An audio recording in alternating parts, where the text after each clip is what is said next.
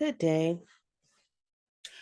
Welcome once again to our discussion number 14. I hope you are enjoying your Sunday afternoon, Sunday morning studying. We're going to continue our discussion, The Great Secrets of Israel, Discoveries Among the Bantus of Africa, and the Sacred Meaning of the Song of Solomon, translated according to the African Palaver. And this wonderful scholarship was written by the beloved Pastor Thomas Vanda Odemba. This presentation is brought to you by Operation Isaiah 58 Biblical Literacy Institute, where we are reading critically as a righteous act. And this is a series of discussions on identity empowerment, discussion number 14.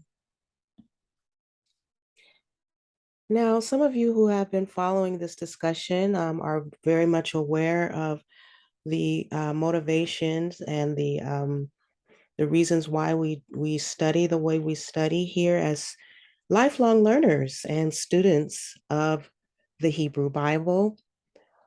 Some of us are also disciples and followers of our Messiah, Jesus Christ. But I wanted just to reiterate some of the things that have already been shared with the lifelong learners. And that is the idea of what is known as the scientific method. And I know I wasn't aware, but some may not be aware, some may be aware that the scientific method was first identified in the Hebrews Bible. And when as a student, I was often intimidated by the word science. And when I did some research and investigation, I found this professor named Dr. John Lennox. He's online. He's a PhD in mathematics. And he was quoted as stating this as what science is. It's basically a method of discovering the truth. And I liked that he used that language, discovering the truth. Because a lot of times in these conversations that we're having, it's hard to find people who want to talk about the truth. But Professor Dr. John Lennox, he said that science is a method of discovering the truth based on observation, the taking of evidence, and comparing notes, evidence that can be shared publicly and generally. And so that's what we're about here as lifelong learners and students. We're taking notes, and I'm here today wanting to share my notes publicly with those who are interested. Now, in the Bible, you can see this precedence, this scientific method in the Hebrews Bible. In First Thessalonians, where it says to prove all things and to hold fast that which is good or true. Once you look at it, once you do your analysis, you'll find that this word is synonymous with the truth in the Hebrews Bible. Now, prove, we know that when you're proving something, you're looking for evidence. And also in the book of Romans, chapter 12, verse 2, it states here, and be not conformed to this world, which we know by analysis means the Greco-Roman civilization, but be ye transformed by the renewing of your mind, that ye may prove what is the good and acceptable and perfect will of God.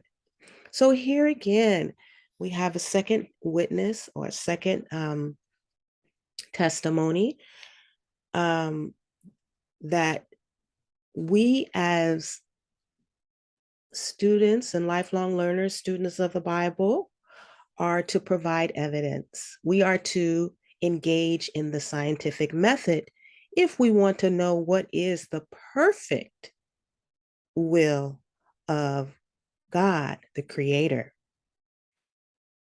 Now, I wanted to also go into this language used here, this world. And some of you have heard me say, well, this world is referring to the Greco-Roman civilization by analysis. And I just wanted to bring in some evidence for that, my analysis here. Now, some of you might know about the science of figurative language that is used in the Hebrews Bible. And hopefully I will be able to do a video uh, on the science of figures used in the Hebrew Bible. I have written a figurative language workbook, and hopefully in the near future, I will bring that discussion onto this platform. But when you're talking about this world, this language is figurative language that's used, and the Hebrew authors of the Bible, they used a lot of figurative language in their writing. And this figure here is not the literal world as we discussed earlier, but it's a figure, and this figure is referred to as synecdoche, this figure of synecdoche of the whole. So there's synecdoche of the whole, or it's the synecdoche of the part. And in this case, it's synecdoche of the whole. And the synecdoche of the whole is broken down into 5 categories, where it could be either the whole is put for every part of it, or where the collective is put for the particular, or where the whole is put for one of its parts, or a place is put for a part of it. And it could be the world is put for a person, in all parts of it. Or in this case, B, the world is put for a primary part of it. So you have this language in Isaiah chapter 13, verse 11. You just bear with me. I'm going to get that really fast. Isaiah chapter 13, verse 11.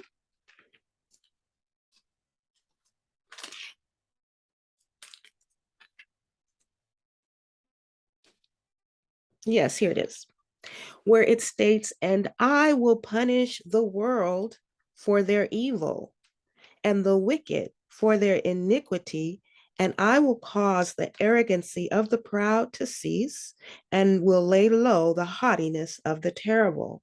So this language that's used by the author Isaiah, the prophet, "and I will punish the world for their evil."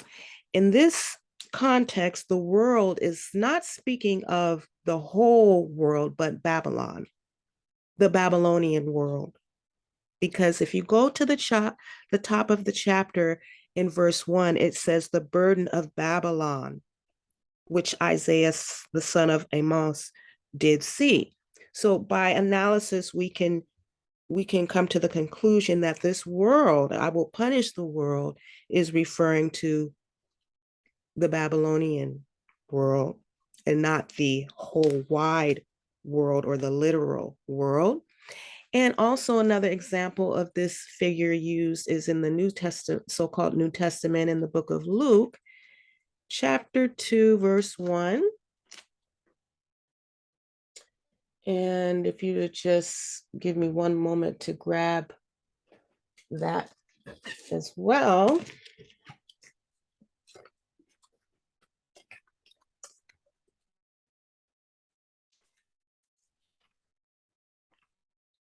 Okay, where it reads that there went out a decree from Caesar Augustus that all the world should be taxed. That all the world should be taxed. And here, the world is referring to the civilized world, or the Roman Empire. So when we are talking about this book, this Hebrews book, the Bible, the Hebrew Bible, and the science, the scientific method, and the science of figurative language that's used, and as we as interpreters of the text must be aware of this, these that is being used, this figurative language that's used throughout the text. So that's why we say that this world be not conformed to this world, or the Hellenites, the Greco-Roman civilization. Okay, now I wanted to also contextualize again, bring some more shape, and remind our lifelong learners and readers and students of the Bible that why we are reading the great secrets of Israel, discoveries among the Bantus of Africa. And this is the reason why this platform is reading it. We're engaged in these readings is because from the perspective of the status quo historians, Africa was illuminated by the good news via the Greco-Roman Western world. This inherent view suggests a considerable dependence of Bantu Africans of the diaspora, as well as all of humanity, on the West's interpretation of the Hebrew biblical text. Biblical interpretive power by specifically Bantu Africans and Bantu Africans of the diaspora has been undermined under the insistence by the Western Academy that their readings are universally valid, whereas their interpretations are in fact a product of Western capitalist assumptions in their pursuit of happiness as it relates to individualism as an economic philosophy.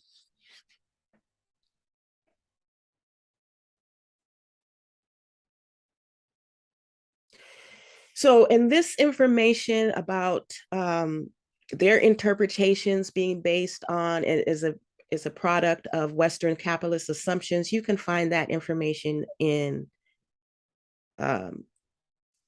Power and Privilege by Linsky, and also the book, The Wealth of the Nations, the Individualism as an Economic Philosophy. This information can be gained from Adam Smith's Wealth of Nations and Bernard Mandeville's Fable of the Bees.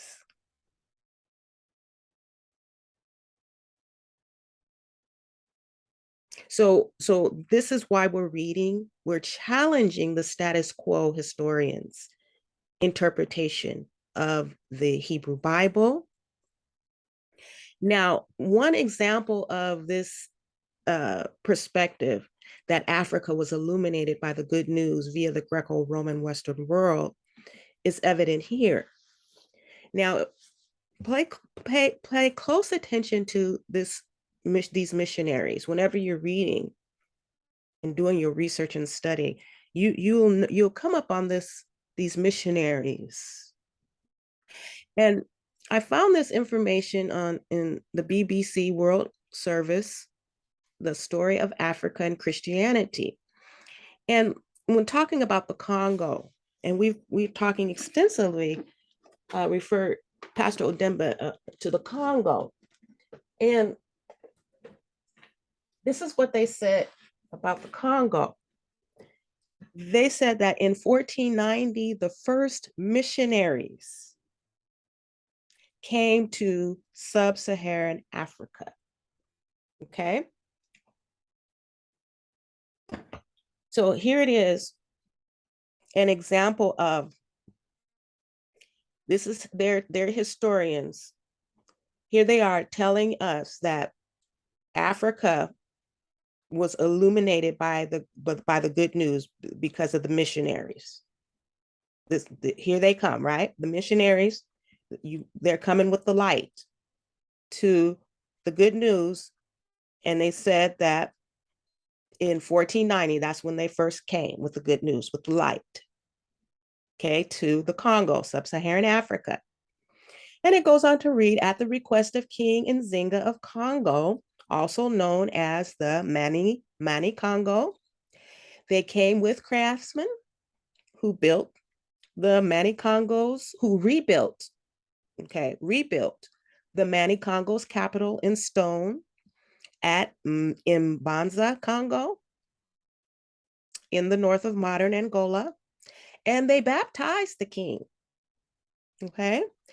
King Nzinga's son, Afonso, born Nzinga Mbemba, Mbemba, was sent to Portugal to study and amazed the Catholic hierarchy with his intelligence and intense piety.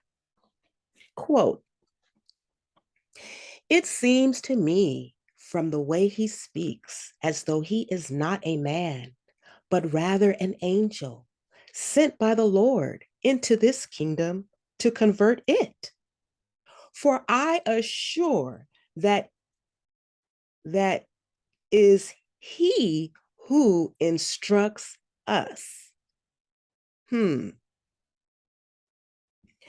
that he knows better than we do the prophets and the gospel of our Lord Jesus Christ and the lives of the saints and all the things concerning our Holy Mother, the Church." Now, this is what she said. This is what this is, the Franciscan missionary. This is from the Friends quoted from the Franciscan missionary Rui de Aguiar, writing to King Manuel of Portugal about the piety of the Mani Congo, King Afonso of the Congo in 1516. She says, "I'm telling you that he's the one teaching us."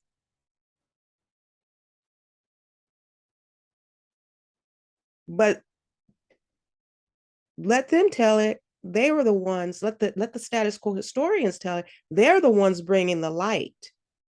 But according to the missionary, she said, no, we have it twisted because I'm positively assured that it's them who's instructing us.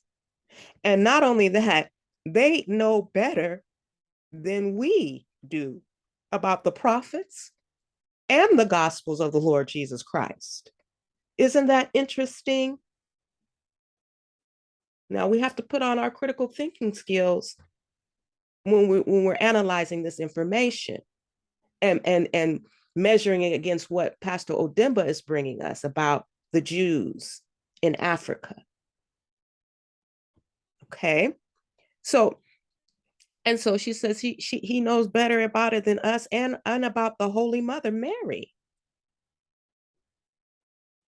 And that he devotes himself entirely to study, so that it often happens that he falls asleep over his book, and often he forgets to even eat and drink in talking about the things of the Lord. Sounds familiar. That's how we were when we were coming up in the church, being there all day and all night. Now,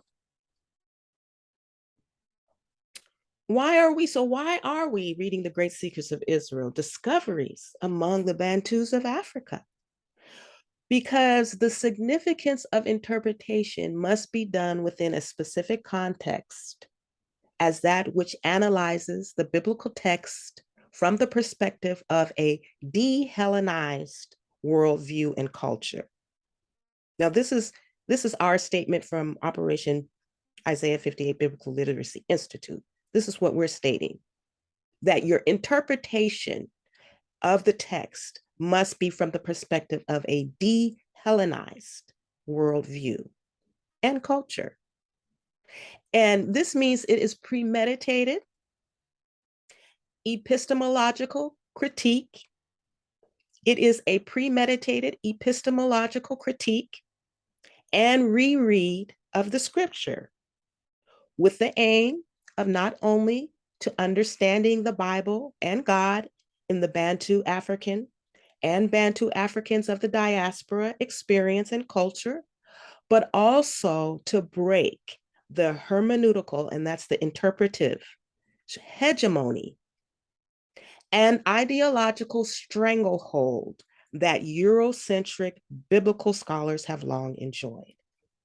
So this is the context in which we are reading works like The Great Secrets of Israel, Discoveries Among the Bantus of Africa, and other works that we will read in the near future. So this is discussion number 14. Now, I wanted to bring this in challenging and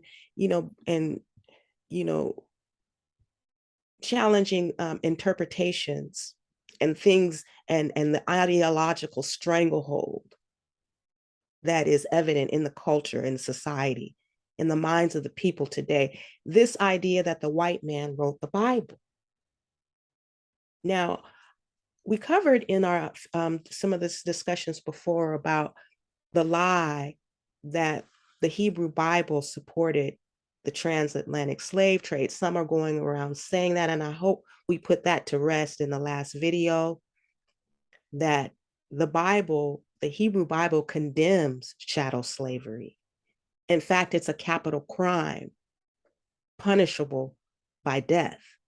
And you go and do your research, you'll find out that the Hebrew Bible states that any man that steals a man and sells that man shall surely be put to death. So when some are going around saying that the Bible supported the transatlantic and chattel slavery, we have to begin to go and look how the word slave is being used in the context it's being used throughout the entire work of the Bible. Okay, so another lie that's being perpetrated and put out there, and that I'm hearing from the young folk, is that the white man wrote the Bible. And so we want to read critically and find out, did the white man really write the Bible? Okay. Now, according to Dr. Gary A. Rinsberg, and this I want to just go into some of this quick information before we get into the reading, the continuation of this reading. But Dr. Gary A. Rinsberg, he's a distinguished professor of Jewish studies, PhD. He wrote this book, How the Bible is Written. And he said that the Bible, that these texts were the national literature of the people of ancient Israel. So let's just start there. That this professor, and I'm going to take his word for it because I'm no professor, I'm no PhD, but according to him, he says that it's the national literature of the ancient Israelite people. Now, as far as I know, the white men are not the descent, and there are not. I've never heard them refer to themselves as Israel. So, but when we talk about the white man, we're talking about the let's get some clarification on that before we go. But I'm gonna get into that. We're gonna get into which white man we're talking about.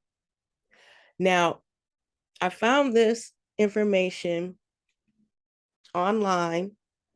It's talking about the importance of cultural context. Okay, and we constantly want to really emphasize, in reading critically and employing the scientific method in literature and reading literature, that there is importance of cultural context. And Laura M. Brady and Stephanie A. Freiberg and Yuichi Shoda wrote this article on expanding interpretive power in psychological science. Now, this is in psychological science. So we're gonna draw some language and some understanding from this article that they wrote in 2019. Now, they stated this: to accurately understand human behavior, psychological scientists must understand the cultural context in which the behavior occurs. Now, a psychological scientist is nothing more than just someone who observes the behavior of individuals. And we do that every single day, all day long. And the only difference between being a psychological scientist and an everyday, everyday person is the fact that the scientist writes their data down and publishes the data, and they take extensive notes on their observations of human behavior. But they're stating that to accurately understand human behavior, that you have to understand the cultural context in which that behavior occurs. And not only that, measure the behavior in culturally relevant ways. When they lack this interpretive power, they risk drawing inaccurate conclusions about psychological processes and thus building an incomplete or misguided theories. All right. And so in developing cultural conscious research questions, they state that one of the key problems underlying psychology's lack of interpretive power is the fact that a majority of research is conducted by people from weird, Western, educated, industrialized, rich, democratic contexts, and relies on weird samples. All right. That's what they said. This is what they said. And they are research scientists at the University of Washington. You can reach them at this here. This is what they said, that they're biased. They're finding that their conclusions are biased because of they're being conducted by weird people, weird, and their contexts are relying on weird samples. So that's what these scientists are saying here at the University of Washington. So they're not understanding the cultural context in which the behavior is occurring, and therefore they're building incomplete and misguided theories and conclusions. So I wanted to bring this information in our discussion as well, and the power in expanding interpretive power by understanding the importance of cultural context. So when we're talking about the Hebrew Bible now, we want to use the same reasoning that the scientists at the research scientists at the University of Washington are using about the importance of cultural context and in expanding our interpretive power. Now, we're talking about the Hebrew Bible and the question, did the white man write? I had a conversation, discussion. Someone said that the white man wrote the Bible. So let's look at this now. When we're talking about, let's look at this white man. Now we're referring to, this is the timeline. And now we want to look at the cultural context, right, of the behavior. Now, when we're looking at 43 AD to 420 AD, we want to look at the Roman invasion and occupation of Britain. The Roman invasion and occupation of Britain.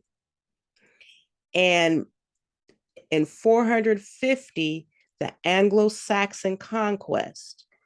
Okay, so just bear with me. We're going to look at the Anglo-Saxon conquest of Britain.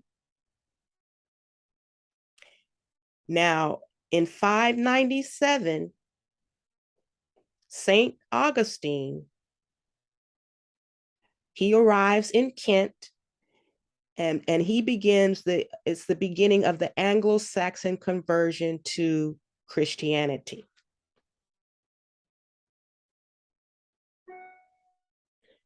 Okay, so we're looking at cultural context, right? And we want to look at the white man and who this white man is. Most of us, when we're talking about the white man, we're talking about the Anglo-Saxons and his descendants. Now, so let's look at this further.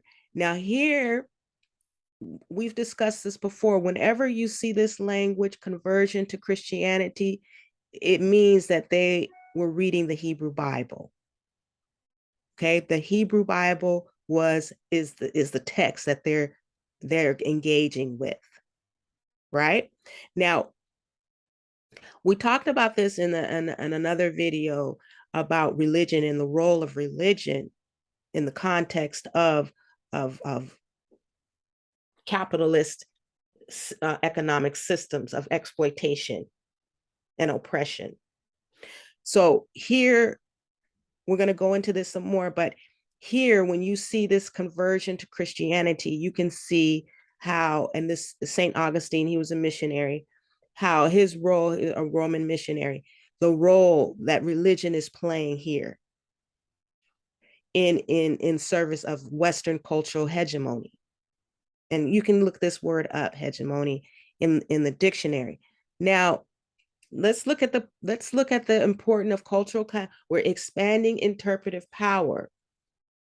Now, the Roman conquest, or the Latin influence on the English language. So we're talking about the Romans, and the Romans, their language was Latin, is Latin.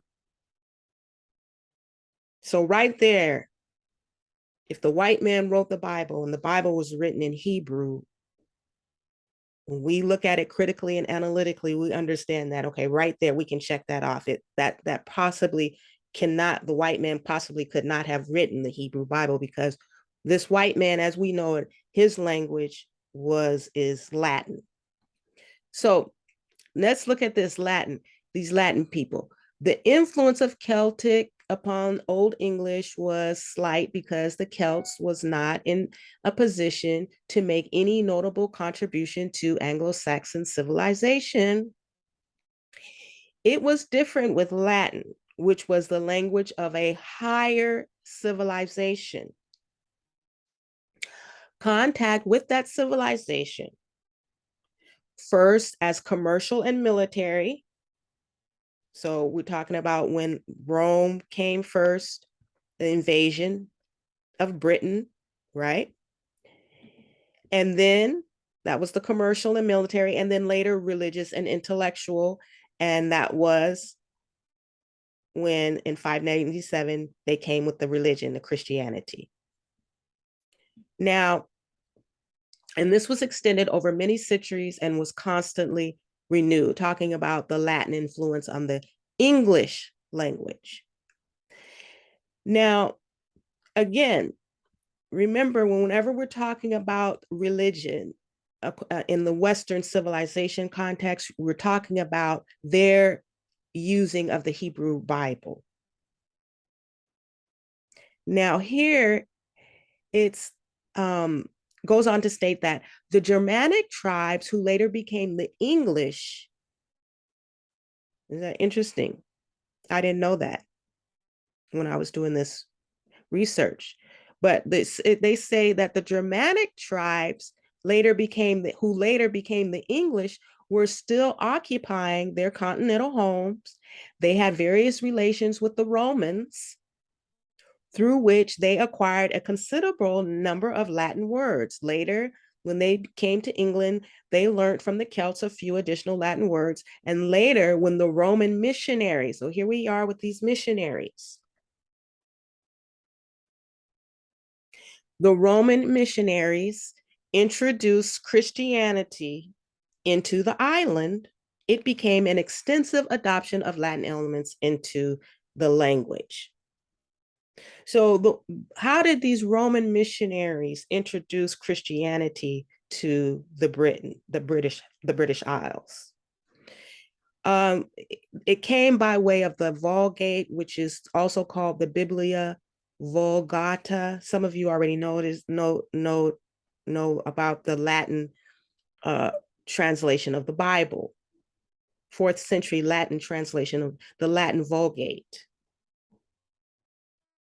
So the Romans translated the Hebrew's Bible into Latin, and it's called the Vulgate. So if the white man wrote the Bible, then they translated it. They had to translate it into their language, Latin. Okay, so this is how they introduced the Roman missionaries. They introduced the Christianity by their translation of the Hebrew's Bible through this called the Vulgate. Now, we're discussing that this is what is being said now, that the white man wrote the Bible. So I had to do a little bit of research and investigation, and critical analysis will inform us that when we read in the 4th century, St. Jerome's Vulgate Bible became the model for Christian writing in Latin. His example was followed in England by other scholars as Bede, such as Bede in the 7th and the 8th century. Latin continued to be the primary language of scholarship up until the end of the 17th century. And in the late 17th century, Sir Isaac Newton chose Latin as the medium for Principia, but later he wrote in English. His work was Optics, and it was written in 1704, marking the point at which significant scholarly work began to appear in English without any translation in them. But we want to look at this Vulgate, this Latin Vulgate, all right, in the 4th century. Now, let's look at the Anglo-Saxon, because we're talking about this Anglo-Saxon, and the Anglo-Saxon and Anglo-Saxon paganism. Now, this is in wikipedia.org. This is what they said. This is what the powers that be, this is what they say about who the Anglo-Saxons are. I didn't write this title. This is what is written. You can go here, and this is what they say: Anglo-Saxon pagans. And the Bible, Hebrew Bible, that's refers to this group of pagans and heathens. We're going to go into that a little bit. So the pre-Christian society of Anglo-Saxon England was illiterate. So if we're looking at if the white man wrote the Bible, but it says here, before they were converted, they were illiterate. Thus, there is no contemporary written evidence produced by Anglo-Saxon pagans themselves. They refer to themselves as pagans. Instead, our primary textual source material derives from our late authors, such as Bede, with an anonymous author of the Life of St. Wilfrid, who wrote in Latin rather than Old English. Anglo-Saxon paganism only existed for a relatively short time span, from the 5th to the 8th centuries, and our knowledge of the Christianization process derives from Christian textual sources, as the pagans were illiterate. All right. The pagans were illiterate. That's what they said. That's what is written in the sources in their books. Now, looking more into this Anglo-Saxon paganism, sometimes also referred to as Anglo-Saxon heathenism. It's a heathen practice or belief, although not used as a self-denomination by adherents. Anglo-Saxon pre-Christian religion or Anglo-Saxon traditional religion refers to religious beliefs and practices followed by the Anglo-Saxons between the 5th and the 8th centuries AD during the initial period of early medieval England. It's a variant of Germanic paganism found across much of northwestern Europe and encompassed a heterogeneous variety of beliefs and cultic practices with much regional variation. Anglo-Saxon paganism was a polytheistic belief system. So here again, we can see that we know that in the Hebrew Bibles, most of us know that one of the first things Their God states very explicitly is, hear ye, O Israel, the Lord thy God is one, and thou shalt have no other gods before. It's considered a monotheistic religion. But here it says that the white man was polytheistic.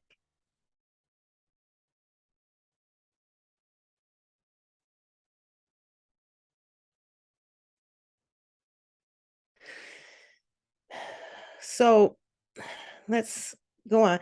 The word pagan is a Latin term that was used by Christians in Anglo-Saxon England to designate non-Christians. In Old English vernacular language of Anglo-Saxon England, the equivalent term was heathen, a word that was cognate to the Old Norse hymn. I don't know how to say that, both of which may derive from a Gothic word. This word here, hi. Okay, both pagan and heathen were terms that carried pejorative overtones, with heathen, I don't know how you say that, heathen, also being used in late Anglo-Saxon texts to refer to criminals. And others deemed to not behave according to Christian teachings, according to what the Bible says, the Hebrews Bible. So let's move on about the white man.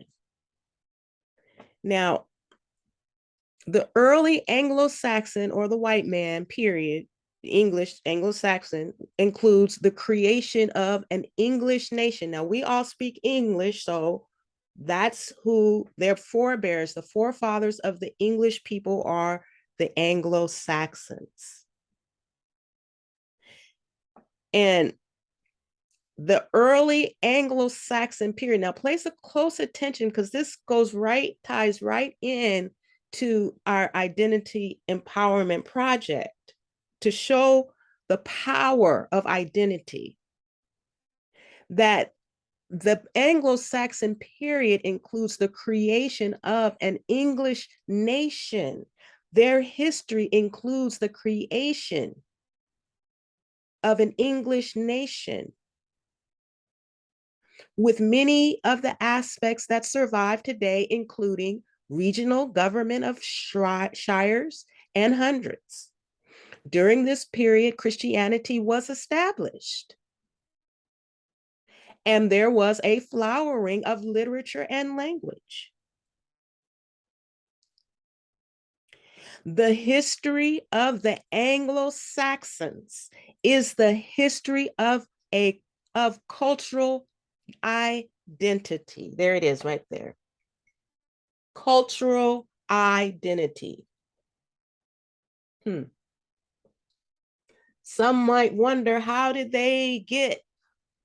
these illiterate pagans become the rulers of the known civilized world? Because they found a cultural identity. That's what's written. That's what they said.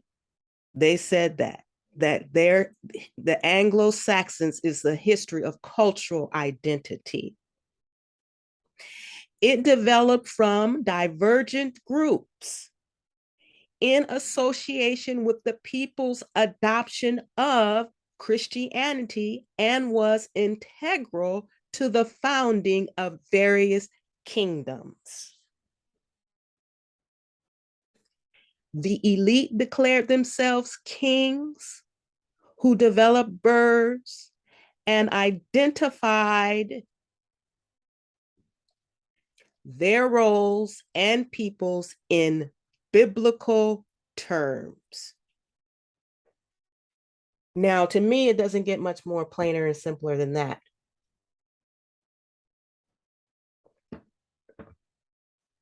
When we're talking about identity empowerment,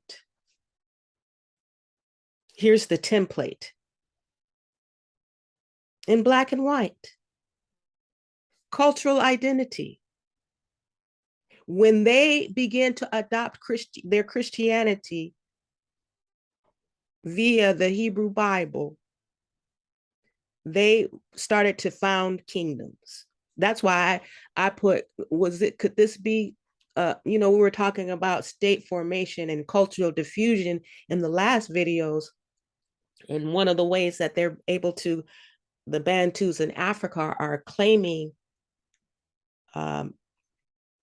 Israelite or Near Eastern or Egyptian ancestry is because of the state formation and the cultural diffusion. We talked about that in the last video, about cultural diffusion and the origin of state formation in Bantu Africa. Kingdoms.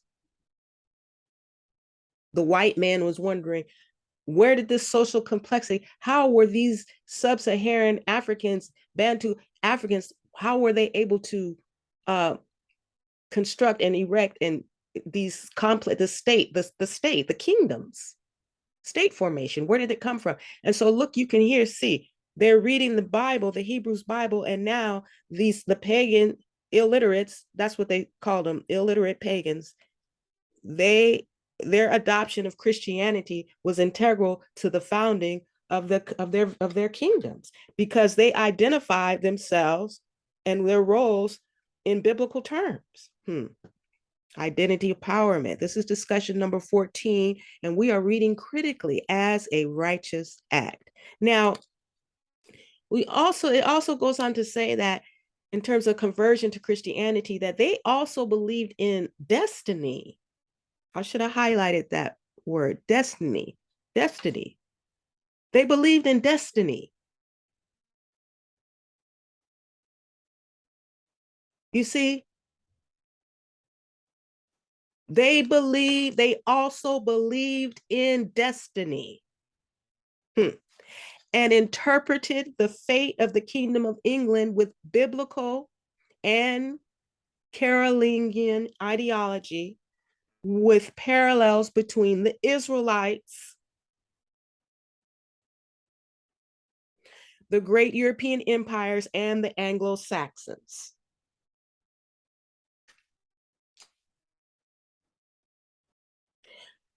Danish and Norman conquest were just the manner in which God punished his sinful people and the fate of great empires. And he goes on to read that within 75 years, the island was, talking about Britain, was once more predominantly Christian. Before Christianity, there had been no books. So if this is what they're saying, this is in the Norton Anthology of English Literature, the 9th volume, volume 1, Anglo-Saxon literature, pages 6 and 7. If the white man wrote the Bible, it says here that before they converted, they didn't have any books. They didn't even have books.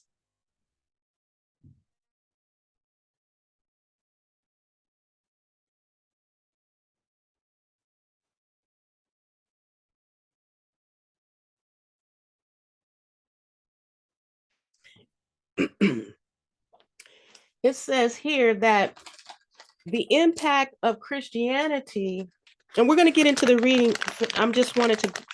I wanted to go over some of this information, share this information with you first before we get into this, finish reading the Great Secrets of Israel, discoveries among the Bantus of Africa. But because there's some out there who they want to discredit the Bible by saying that the white man wrote it. And so that's why I felt it necessary to bring this into the conversation, because to let folks know we're dealing with a powerful book, it's a primary source. It's considered a primary source. The Hebrew Bible is not a joke. So as we continue on in our readings, those of you who are continuing on, you understand, look, we're not dealing with a fairy tale, as was the lie that's being put out there. So that's why I wanted to bring this information. Look, before Christianity, in their Norton Anthology of English Literature, they said there were no books.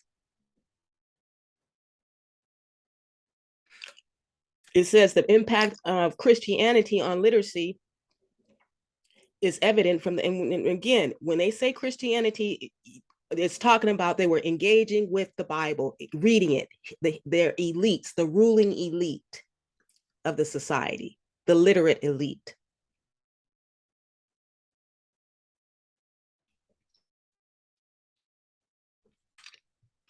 The impact of Christianity on literacy is evident from the fact that the first extended written specimen of the Old English Anglo-Saxon language is a code of laws promulgated by Ethelbert the First English Christian king. They didn't even have kings.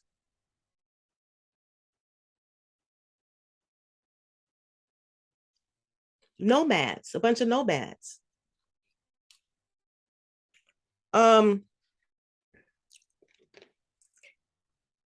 Now we're talking about historical truth. We talked about that before this. We're bringing forth the historical truth.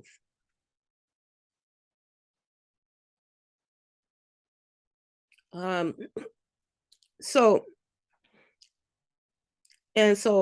let's continue on. So who are the Anglo-Saxons today?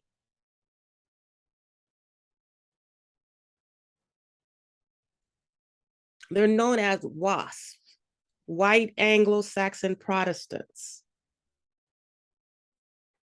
And it says here in the wikipedia.org that the Boston Brahmins or Boston elite are members of Boston's traditional upper class. They are often associated with Harvard University, Anglicanism, upper class clubs such as the Somerset in Boston, the Knickerbocker in New York City, the Metropolitan in Washington, D.C., and the Pacific Union Club in San Francisco, and traditional Anglo-American customs and clothing. They are the descendants of the earliest English colonists and are typically considered to be the most representative of the Boston Brahmins. They are considered white Anglo-Saxon Protestants. Is a term especially popular in the United States that refers chiefly to long-established wealthy families with mostly English ancestors. The white man. We're talking about the white man. As such, WASP is not a historical label or a precise ethnological term, but rather a reference to a contemporary family-based political, financial, and cultural power. You see, they're a family, y'all. They're a family. A family-based political, financial, and cultural power.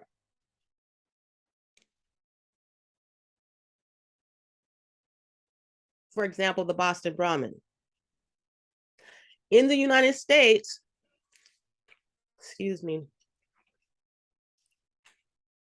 white Anglo-Saxon Protestants or WASP are the white American Protestant elite, typically of British descent. WASP elites have dominated American society, culture, and politics for most of the history of the United States. And why is that? Where did they get the power?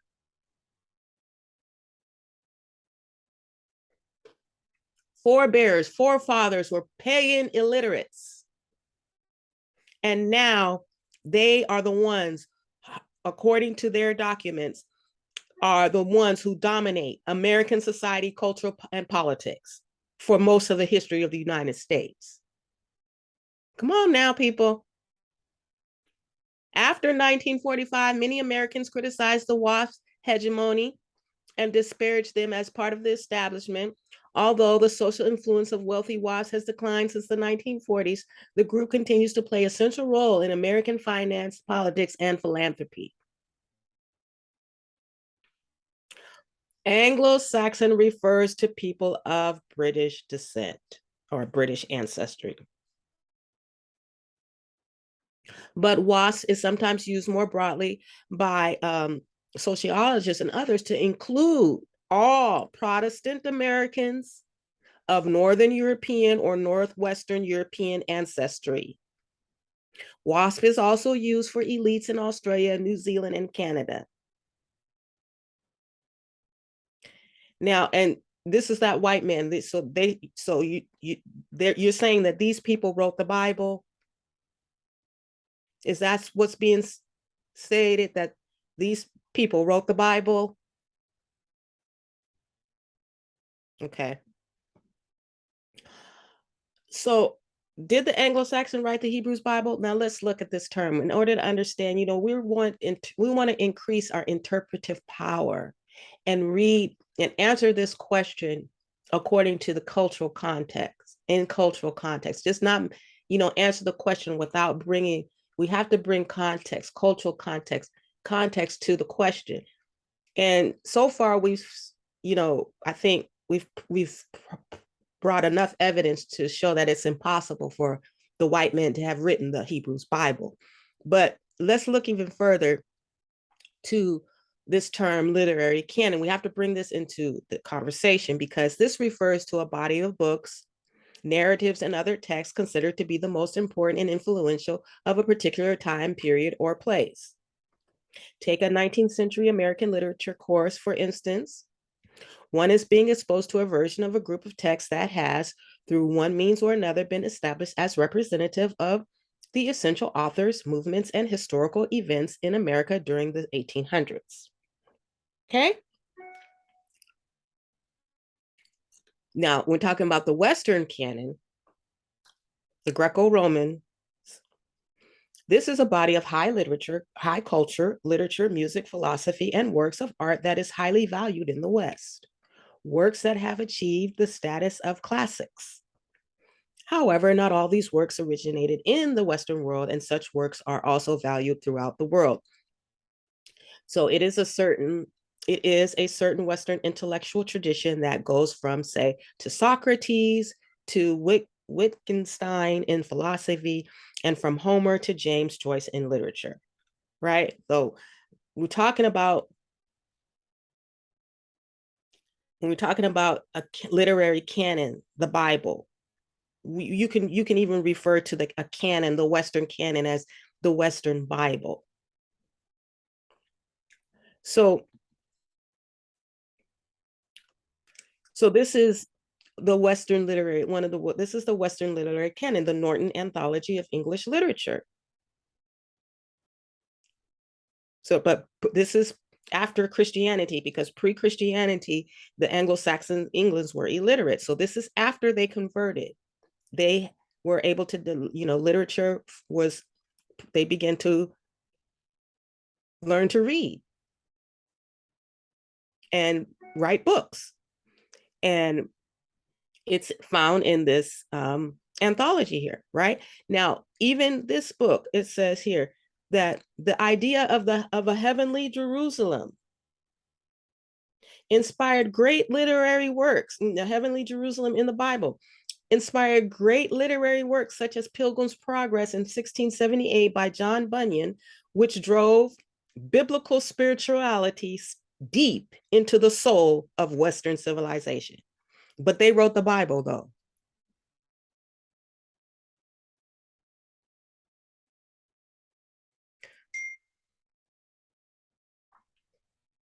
He says that this book, Pilgrim's Progress, drove biblical spirituality deep into the soul of Western civilization. It was translated into Dutch, French, and Welsh in his lifetime. After the Bible, it is the second most translated and published book. It was through this book that Puritanism entered the mainstream of English religious life. And this is from the scholar Vishal Manwali. He wrote the book that made your world, The Pilgrim's Progress. So they got the idea of the heavenly Jerusalem from reading the Bible, the Hebrew Bible.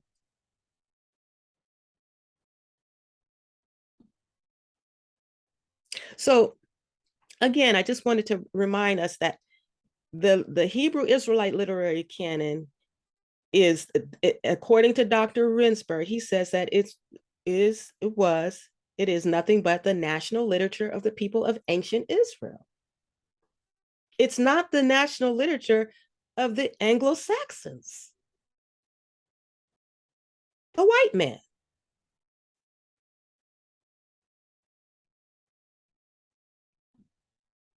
Now, who wrote the next question? Well, who wrote the Bible? Who wrote the Hebrew Bible, or the Hebrew canon, or who put the canon together? Who wrote it? Well, according to the language that's used in the Bible, and when we're, again, reading critically and providing cultural context, and we're reading a book, a work, it's important to use the language that the work uses. Use the language of the particular book that you're reading to define the book. And the language that the Israelites, the people that the book is about, the one that what they say, who wrote the book, they say it's the Holy One of Israel, thy Savior, Israel's Redeemer, and their Maker. They call him the Redeemer of Israel. This is the language that the text uses. The Lord of hosts, the Mighty One of Israel, the Holy One, the Lord God of Israel, the Holy One of Jacob, the King of Israel, the God of the Hebrews, the Most High God. I am the first and the last, creator of heaven and earth. That's who wrote it. But he used men, because in 2 Peter chapter 1, verse 21, it states that, for the prophecy came not in old time by the will of man, but holy men of God spake as they were moved by the Holy Ghost.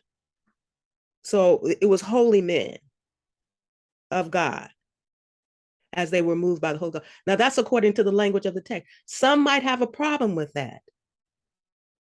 So that's fine. I mean, but that's what the text says. The text says that holy men of God wrote the Bible, that God wrote it. He moved on them that's what it says. They were moved by the Holy Ghost. So some might have a problem with that, but that's what the language is. That's how the language is used in the text. So it was not the Holy One of the Anglo-Saxons, the white man. As it's clearly, I went through, this is the Old Testament. This is what the language is used, how they identify their God. The Holy One of this people called Israel. Now,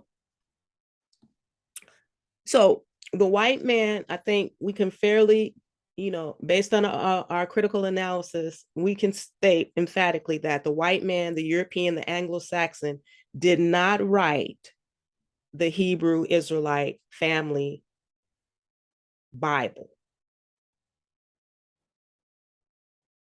And now, and we call it the Israelite family, just like the WASPs, they said they're a family. It's a family.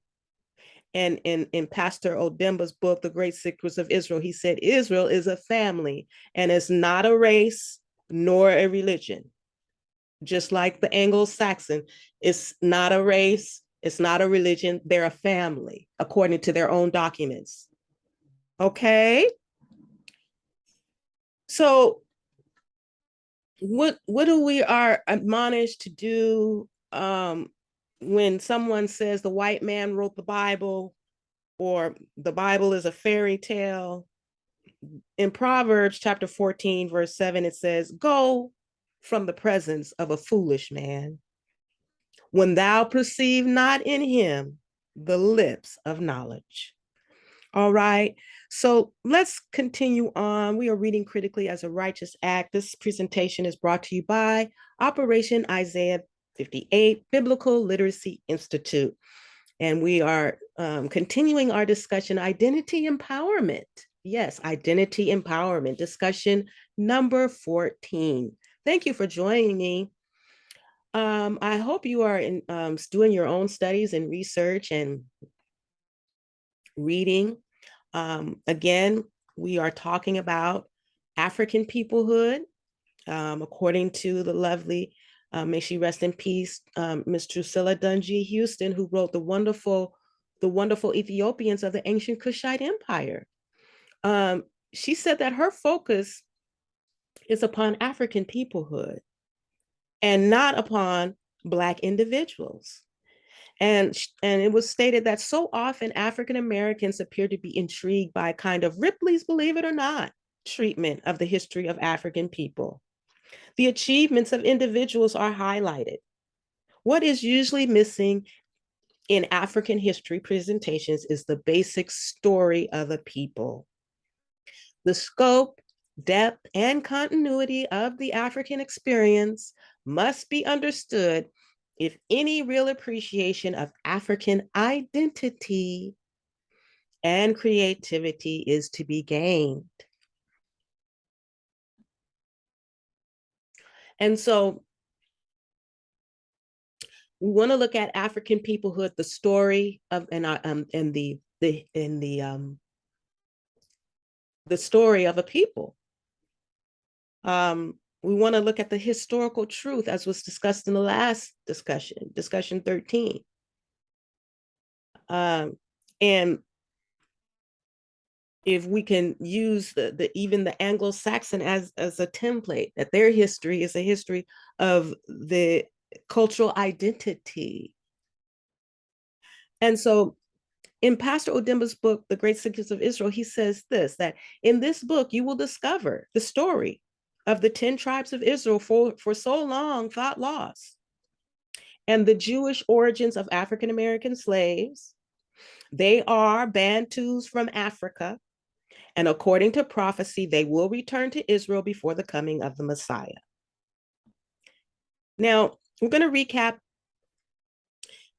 in chapter 4, the Jews of Africa, where Pastor Odemba states this: according to various legends of the Jewish tribes of Africa, the latter believe that they belong to a dynasty, a line of hereditary rulers, which can only be that of the family of Joseph, which according to them is the basis of the formation of all the Bantu tribes of Africa, right from the time of Joseph to the fall of Jerusalem in the year 70 AD. Now, this is according to them.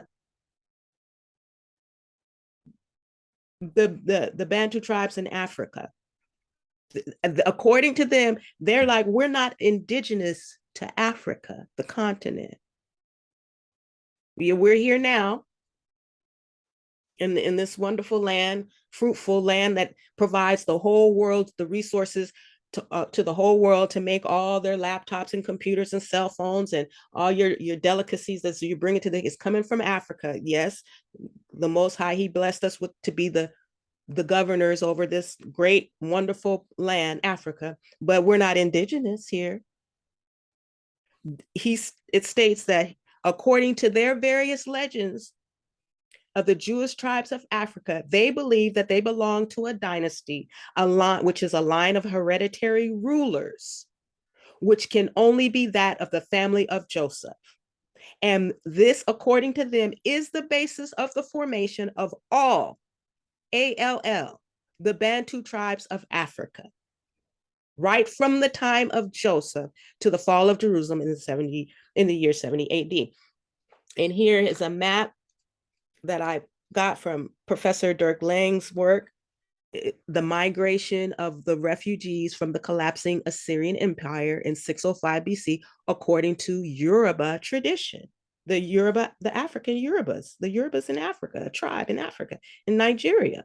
This is according to this is their map. This is what they say they came from. This is how they got to Africa. They were the Assyrian refugees. The great migration of refugees from the collapsing Assyrian Empire. I shouldn't say Assyrian refugees, but just refugees. When the Assyrian, they came to Africa, and here it is, the Yoruba people, Nigeria.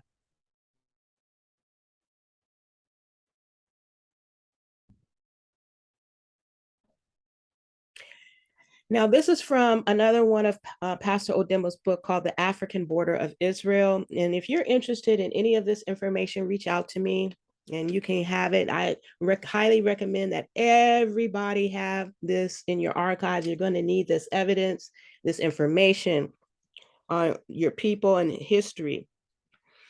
Now, he stated this, that it is important to inform the public that from the very beginning, the state and nation of Israel was formed by Black people that came from Africa. And it is this Black people from Egypt that established Israel in her home, in her promised land. The Bible informs us that the people who established the state of Israel were known as Kenites. In Judges chapter 1, verse 16, these are people who lived south of ancient Egypt. It reads, and the children of the Kenite, Moses' father-in-law, went up out of the city of palm trees with the children of Judah into the wilderness of Judah, which lieth in the south of Arad, and they went and dwelt among the people.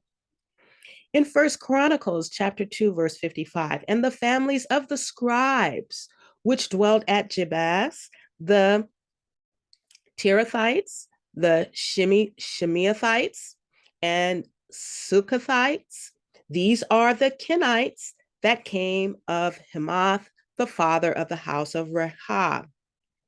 In Joshua chapter 14, verse 14, it reads, Hebron therefore became the inheritance of Caleb, the son of Jephunneh, the Kenizzite, unto this day, because that he wholly followed the Lord God of Israel. So Pastor Odembo goes on to state, these were the Kenites that came from Hamath, father of the house of Rehab. In reading these passages, one can understand that among the people who guided Moses into the promised land, you will find people that came from Africa. So let's recap chapter, the presence of Jews in Africa. I'm sorry, yeah, after Solomon. The presence of Jews in Africa. We're going to do a recap of this chapter. We've already read it, but I just wanted to bring us current. The Assyrian attack and return of the kingdom of Israel to Africa about 721 BC. Israel had only two routes to choose from in order to enter into Egypt. The two routes was the way through the Philistine nation or through the Moabite nation.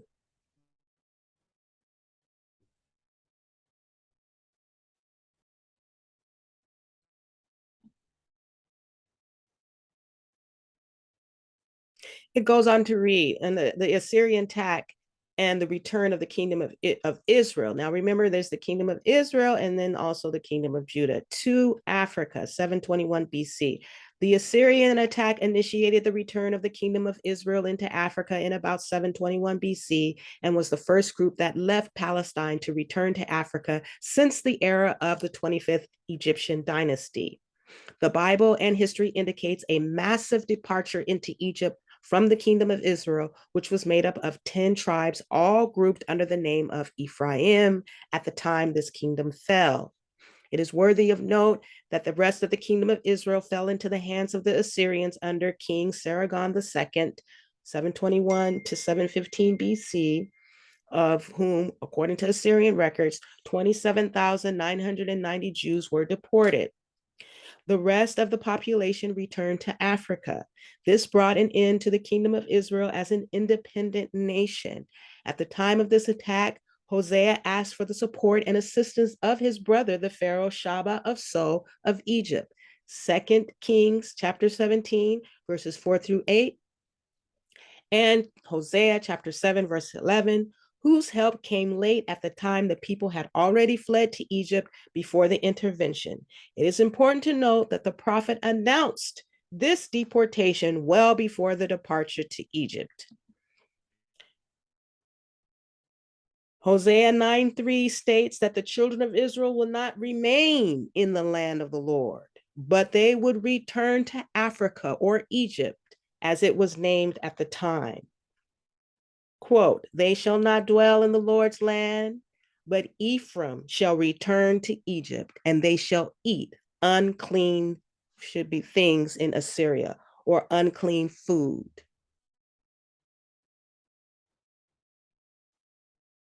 Now, unclean food, it's the dietary law, it's in the Bible. All this food that the pagans, the heathens eat: shrimp, lobster, crab, clams, catfish, pork, all this, unclean, according to the God of the Hebrews. And he said here that when they get there, Ephraim, all of them, they're going to start eating that food, that unclean food. The Talmud, another important document of the Jews, also confirms in the book of Mar Zutra 94a that the kingdom of Israel went into Africa. So here is a map where you can see this was the territory of the kingdom of Israel.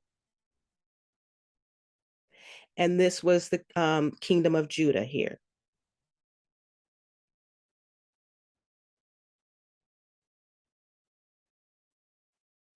And here is Samaria, the capital. And Jerusalem was the capital in the kingdom of Judah. Okay? Now, this map shows the assault that came against the children of Israel by the Assyrian Empire. See, Assyrian Empire right here. The battle happened at Samaria, right here. Samaria is the place where the Pharaoh Shaba lost his life. When the children of Israel fled from this battle in Samaria, which was the capital of the kingdom of Israel at the time, they took the two routes shown in the previous map heading towards Egypt.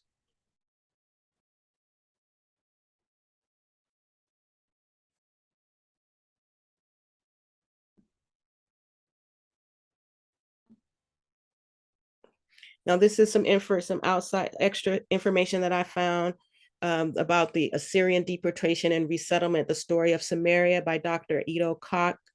In 722 BCE, Assyria conquered the kingdom of Israel and deported many of the residents of the Samaria and its surroundings to other Assyrian provinces and brought deportees from other conquered territories to Samaria to take their place. 2 Kings chapter 17 and verse 24. Just like they did, a lot of us are very much well aware of how the Europeans came to America and genocide and displaced all the indigenous people of the land, and then brought all their people from Europe to fill in. It's some people say that they might have changed their names and from the biblical names, and they try to change it and confuse everybody by changing their names, but you can identify them by their actions. My dad, he always says the devil don't have no new tricks. He just pulls them out of a different bag. And so in Jesus Christ, he said that you shall know them by their fruit, their actions. So we can identify these people. They did the same thing here, just like they did back then. They cleared the land of the indigenous people, and then they brought deportees from other conquered territories to Samaria to take their place. Same thing they did in antiquity. They're doing it today. And now they refer to themselves as the Americans, whereas they're not the indigenous Americans. We all know, everyone knows, the whole world knows. You're not the Native Americans. Even the word African American, that's not right. The Native Americans are not the Anglo-Saxons.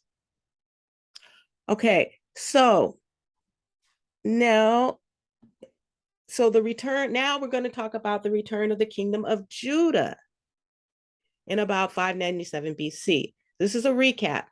So, of the presence of Jews in Africa after Solomon. When the kingdom of Israel fled, it was the two tribes that were made up of the descendants of Judah and Benjamin, which were all grouped under the kingdom of Judah that remained. These tribes were not attacked by the Assyrians in 721 BC. They were rather deported 3 times from the Assyrian states, Chaldean, Babylonians, and Romans, with 3 of the deportations coming from the north and the east. The southern direction became the only escape route from to Egypt to Africa. In the year 597 BC, Nebuchadnezzar, the king of Babylon, deported the elites in the kingdom of Judah, Daniel chapter 1, verse 14, and then 2 other deportations took place at the time of the fall of Jerusalem and the murder of the governor Gedaliah. Now, the campaign of King Nebuchadnezzar against the kingdom of Judah. Here's the map right here. There was 3 campaigns. The campaign of King Nebuchadnezzar II against Judah also came from the north, heading towards the southern direction until he reached Jerusalem, and the people fled towards Egypt. This took place in 598 BC, about 1 century after the kingdom of Israel had fled from Samaria. Okay, about 100 years after.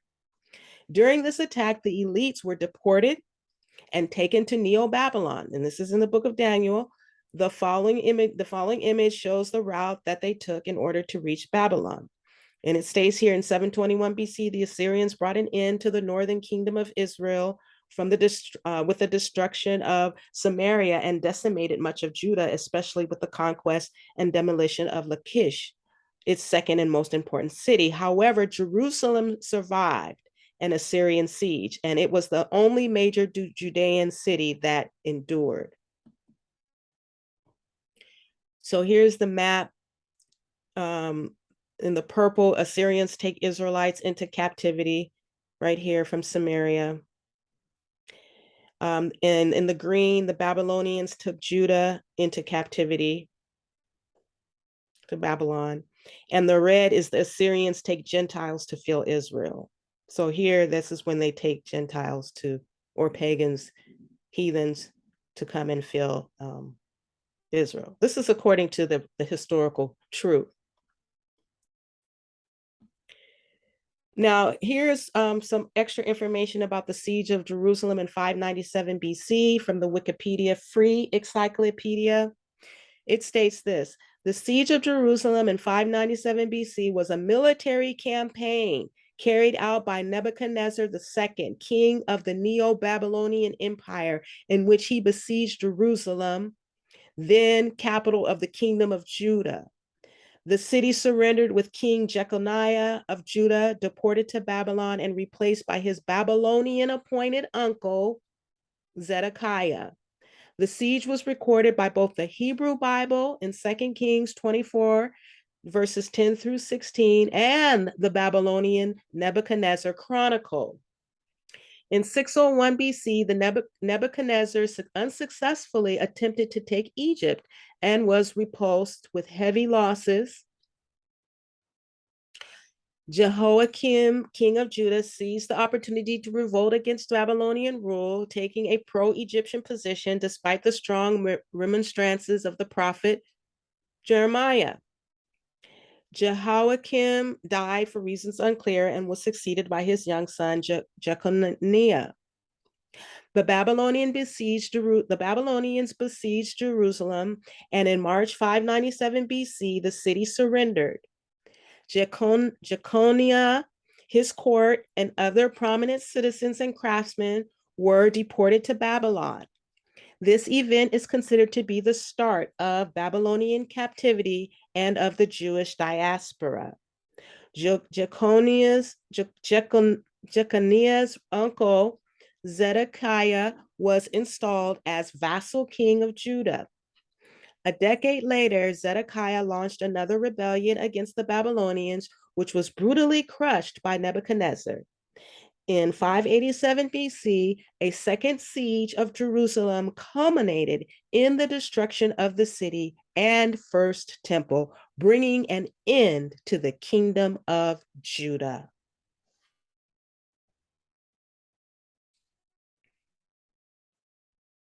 Now we're talking and discussing African peoplehood, the story, not the individual accomplishments of Black people.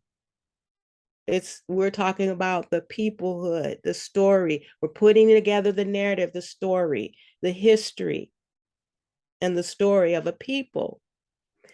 Now, it goes on to state, Pastor Odemba states this, the recap, that while escaping the Chaldeans between 597 and 586 BC, the kingdom of Judah joined the kingdom of Israel, who were already in Africa. So they were already in Africa for centuries. The Pharaoh Oprah tried unsuccessfully to free Jerusalem from the occupation of King Nebuchadnezzar, the king of Babylon, in Jeremiah chapter 37, verse 8. And the scenario is depicted in 2 Kings chapter 25, verse 26. Quote, then all the people, high and low, and the captains of the forces set out and went to Egypt, for they were afraid of the Chaldeans, end quote. So here's a map. This is where Judah takes refuge in Egypt, where there was millions of inhabitants already. When the kingdom of Judah returned to Africa in 597, they came to settle in the territory of Madal and Taphanes, where the kingdom of Israel had already settled. There was already a large presence of Israelites. According to demographers, a total of 16 million left Israel. 16 million. So here is a map. Here's Egypt, and here's the route they took.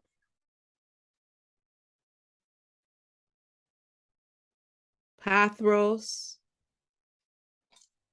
I have some other maps here.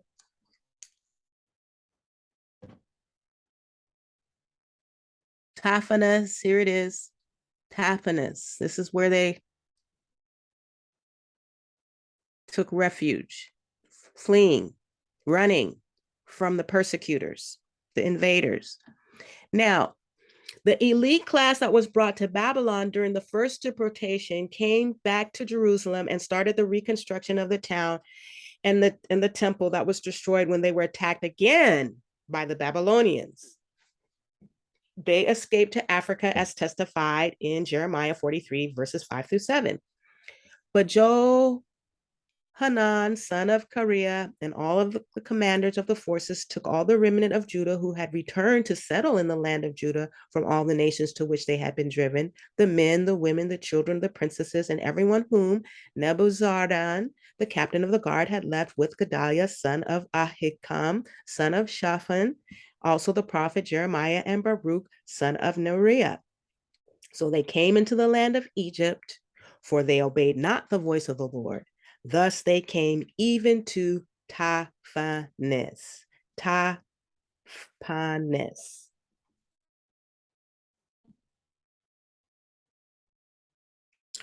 So this map identifies the route that was taken for them to get to an area in Egypt called Taphanes. Taphanes and Pathros are practically in the same area, and the establishment of the Jews in Pathros was announced in Jeremiah chapter 44, verse 1. The quote, the word of the Lord that came to Jeremiah concerning all the Jews which dwell in the land of Egypt, which dwell at Migdol and at Taphanes and at Noph and at the country of Pathros. Pathros is a place that was mentioned in the Bible, and this is a map showing where Pathros was situated geographically. Here's Pathros here, and Taphanes and Migdol.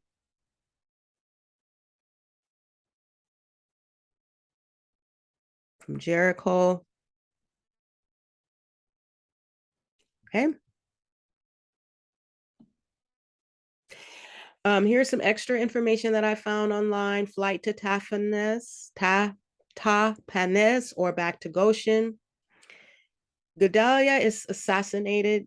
Then the Judeans flee to Israel for fear of reprisals from Nebuchadnezzar, even though Jeremiah tells them not to. Jeremiah is forced to go to Egypt with them, and he prophesies against them and in Egypt.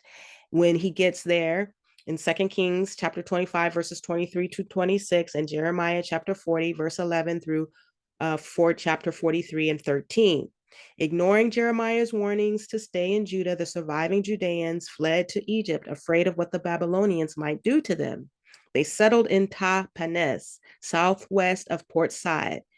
It isn't too far from Goshen, the very place the Israelites had left several centuries earlier. As one of the closest cities to Judea, it would have been a logical place for the refugees to settle. Once they arrived, God told Jeremiah to do the following. While the people of Judah are watching, take some large rocks and bury them under the pavement stones at the entrance of Pharaoh's palace here in Tahpanhes. Then say to the people of Judah, this is what the Lord of heavens, armies, the God of Israel says, I will certainly bring my servant, Nebuchadnezzar, king of Babylon, here to Egypt.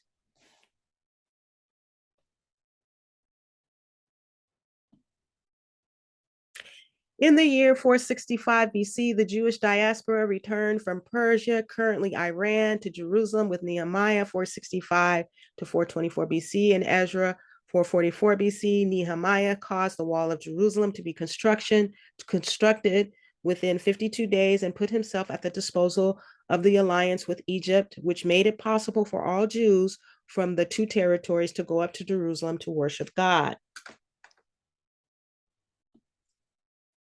Josephus wrote that in the first year of the reign of Cyrus, which was the 17th from the, this is some extra information. This is not in Pastor Odemba's book. In the first year of the reign of Cyrus, which was the 17th from the day that our people were removed out of their own land into Babylon, God commiserated the captivity and calamity of these poor people, according as he had foretold to them by Jeremiah the prophet before the destruction of the city, that after they had served Nebuchadnezzar and his posterity, and after they had undergone that servitude 72 years, he would restore them again to the land of their forefathers, and they should build their temple and enjoy their ancient prosperity. And these things God did afford them, for he stirred up the mind of Cyrus and made him write this throughout all Asia.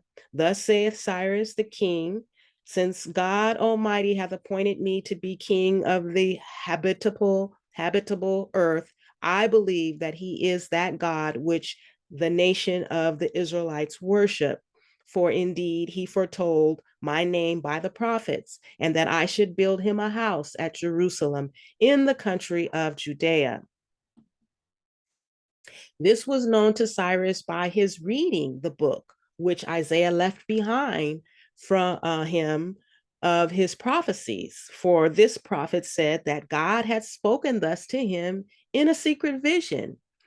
My will is that Cyrus, whom I have appointed to be king over many and great nations, and send back my people to their own land and build my temple. This was foretold by Isaiah 140 years before the temple was demolished. Accordingly, when Cyrus read this and admired the divine power, and earnest desire and ambition seized upon him to fulfill what was so written. So he called for the most eminent Jews that were in Babylon and said to them that he gave them leave to go back to their own country and to rebuild their city, Jerusalem, and the temple of God, for that he would be their assistant and that he would write to the rulers and governors that were in the neighborhood of their country of Judea that they should contribute to them gold and silver for the building of the temple, and besides that, beast for their sacrifices. This is Antiquities of the Jews, Book 11, Chapter 1, Parts 1 through 2. And this is the prophecy of Isaiah alluded to by Josephus and implied in Ezra. Chapter 1, verse 2 is found in Isaiah, chapter 44, verses 28 through chapter 45, verse 1.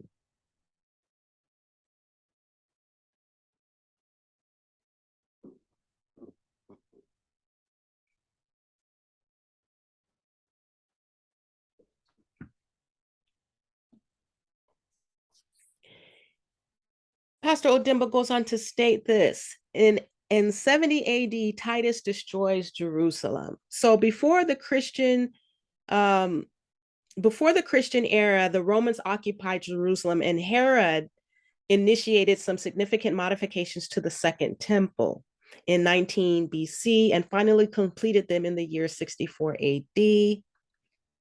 History records that the revolt of the Jews against Rome in the year 66 AD pushed the Romans to destroy the temple and the holy city in the year 70 AD. This marked the end of the kingdom of Judah and the presence of Israel in the Holy Land.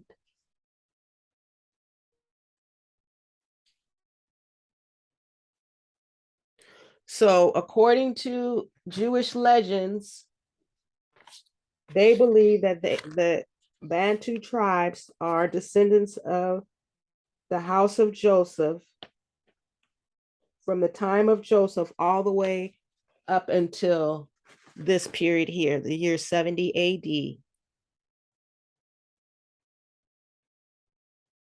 that they belong to a family, the family that could only be that of the family of Joseph, Ephraim, the so-called 10 lost tribes. In the book of Acts, chapter 21, verse 38, you will find that the Egyptians went to the Israelites to help them return to Africa. Verse 38, art not thou that Egyptian which before these days made an uproar and led out into the wilderness 4,000 men that were murderers?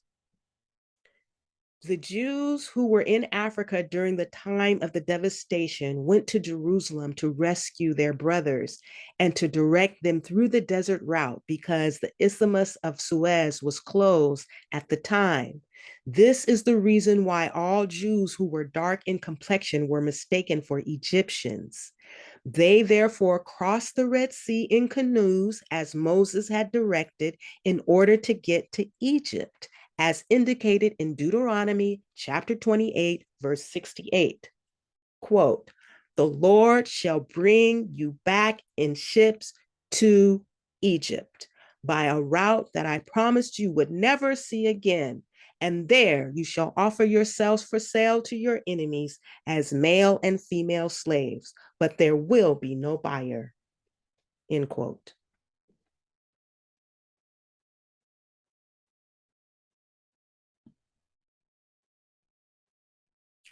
The people of Judah went to Africa for the third and last time to escape the Romans. This is confirmed in Daniel chapter 9, 26. Thus, quote, after the 62 weeks, an anointed one shall be cut off and shall have nothing. And the troops of the prince who is to come shall destroy the city and the sanctuary. Its end shall come with a flood, and to the end there shall be war. Desolations are decreed.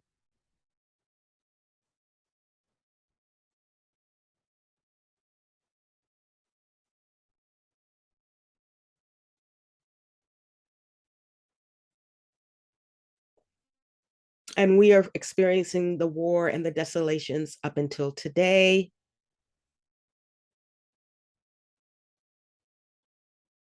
War.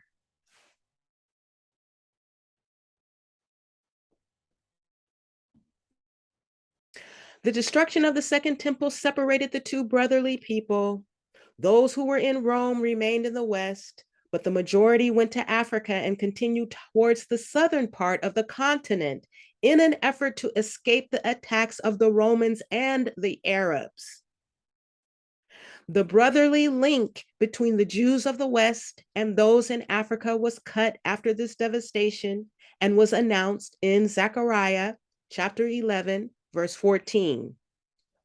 Quote, "Then I broke my second staff, unity, annulling the family ties between Judah and Israel," end quote. The massive return of these Jews took place in consonance with the first vision of Joseph. We shall consequently discuss these Jews of Joseph up to contemporary times in light of the prophetic predictions. The conformity between prophecy and the history of the African Jews makes it possible for us to understand that it was all the manifestation of God Himself.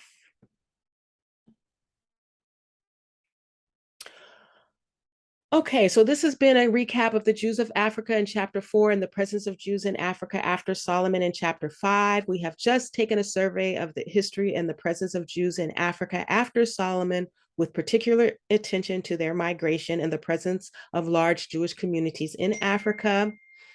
In the next discussion, we will discuss from Pastor Odimba's book, African Border of Israel. I want to bring some more information to this discussion to fill it in because I'm starting to see the need to kind of bring more clarity about the slave trade and African Americans. And so we'll in the transatlantic slave trade. So we're gonna bring in some of his information in his other book, African Border of Israel. And in that book, he discusses the first direction of slavery, and that as they moved toward the South, they brought their names with them, and how these names show the history of Israel and confirm the prophecies as well. And then we shall turn our attention to the era of Solomon and then show how the connection between the Jews and African people who were chosen to illustrate the translation of the Song of Songs, talking about the elders of the Congo, where he got the translation, their history and toponymy, the names. We are thus able to, thanks to these names, determine their Hebrew origins and the translation of the text in consonance with their dialectics, the dialogue, okay, the dialogue, the African palaver. Okay, so that is going to conclude this discussion number 14. We are going to continue on discussion number 15 and get into the translation. I can't wait to get into that part, the section 2, the translation of the Song of Songs. I'm sure you're going to find it very, very interesting and intriguing. I will leave you with this final word from Proverbs 16:16. How much better is it to get wisdom than gold, and to get understanding rather to be chosen than silver? Peace and blessings to all who love the truth, and ye shall know the truth, and the truth shall make you free. Thank you for your time. Happy studying. Love you.